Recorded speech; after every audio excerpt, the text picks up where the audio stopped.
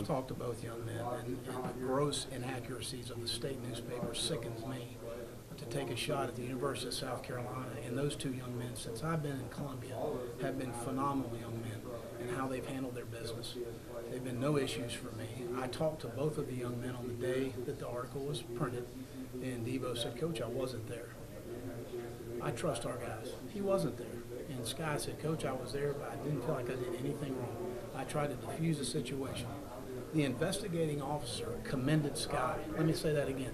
Commended Sky on his behavior and how he handled a very hostile situation. Okay. That day, I called Steve Fink. I said, "Steve, I think our guys represented us the right way. How do we attack this?"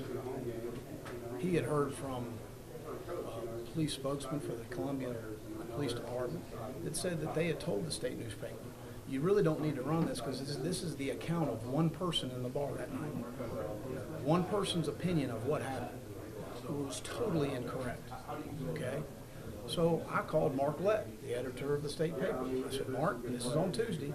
You really messed this one up." I said, "Debo Samuel wasn't there, and I think within the investigation we're going to find out Sky Moore didn't do a whole lot of anything." He wanted to stand by his story.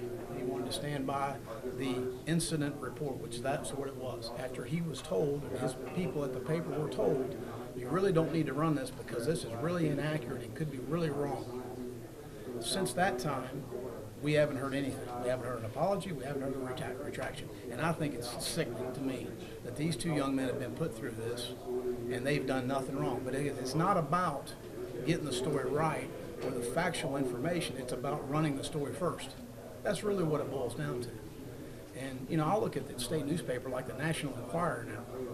I mean, seriously. I mean, isn't that the magazine that like they date aliens and stuff? Something like that. I mean, they come up with these sensational stories that aren't true. And then they don't back up anything with factual evidence to say, "You know what, we were wrong on the situation." But it's gross to what they've done to these two young men. And, you know, we expect an apology or a retraction. And I don't know that we've had one.